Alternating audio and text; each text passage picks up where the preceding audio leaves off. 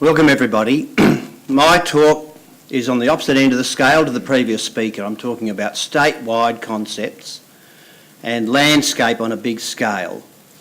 My first slide talks about the Bachelor Gorge Geological Trail, which is a 40-kilometre trail cut across the Flinders and set up by the Geological Society of South Australia with interpretive signs. But that's not the only trail in Australia. In Queensland, the Tropic Geotourism Trail crosses the entire state along the tropic. So it picks up towns, fossil sites, mines, Mount Isa and so on, and it starts at the reef. Big concepts for joining areas with different themes. Not only geological and landscape ones, but the cultural ones associated with them.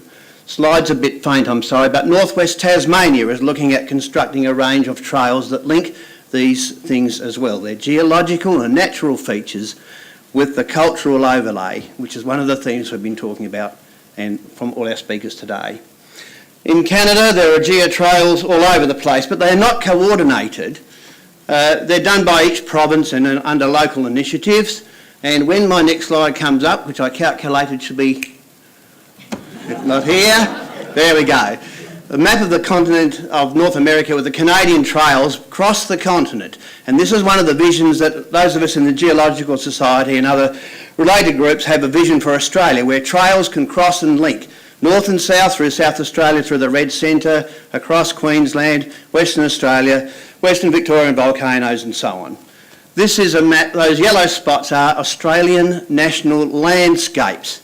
Now that was a concept to promote tourism and heritage and visitation in national parks by the federal government about a decade ago. We have the Flinders and Kangaroo Island and a big space in the middle. And I'm not very impressed with the space.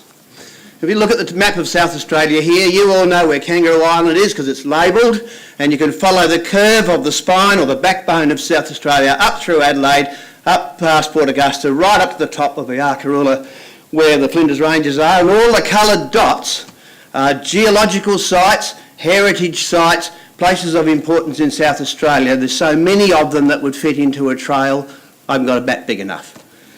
Pinched this out of one of the Virgin magazines, just promoting that South Australia is a damn good place to come and have a look at, and the backdrop is this whacking great red sandstone range. I'm inspired by that. I hope you are too. I'm going to take you on a very quick trip along the spine of South Australia, which I call a songline, if you like.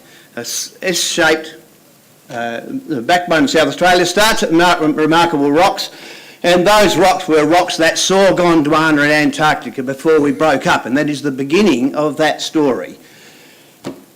We're standing here at the Victoria Hotel, one of the best pubs in South Australia because it has a absolutely view, but it's on the Willunga fault line, so for geologists we think that's fantastic. But you can look across all the soils that are generated by the fault blocks of the Adelaide geosyncline, which have generated all those beautiful vineyards and so on in the McLaren Vale area. Tiny little Hallett Cove is a really high profile, very important geological site which covers from 500 million years ago up to the present, but it's got a city of 1 million people around it, so it is a prime location for being supported as a place of excellence and a UNESCO geopark which can be supported by communities of that order.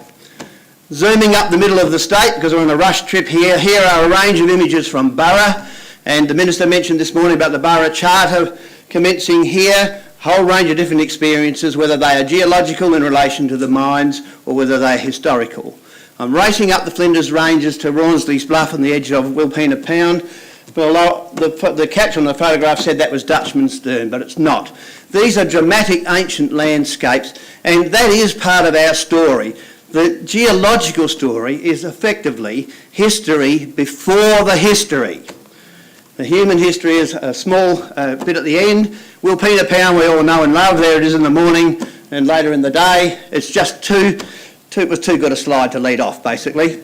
But we're talking about long distances to try and promote visitation. We need to look at concepts such as aerial tours that become much more available to appreciate our landscape. That composite there is of Arkaroola at the top of the Flinders Ranges, just different sites and different experiences that visitors can have when they stay at Arkaroola, and those tiny little stamps down the bottom are at night time looking through the observatory at the southern southern skies of Australia, which is just a brilliant experience. This is an alternative concept to a trail running up the middle of South Australia. It's looking along the coast from west to east. The giant cliffs of the Nullarbor and the whales, of course, that come there. Why do we have cliffs there? Because Australia at our end is lifting up and digging down at the front past New Guinea. So that's why we've got the cliffs. Kangaroo Island, we have the cliffs, and here we have the Admirals Arch with those stalactites, which is a very new, young piece of rock which geologically happened last week, resting on that pavement where he's standing, which broke away from Antarctica 60 million years ago. And if we zoom down the coastline towards Narracourt, there's my friend Dr. Liz Reid in the bottom of a pit, and you see the little white tags there.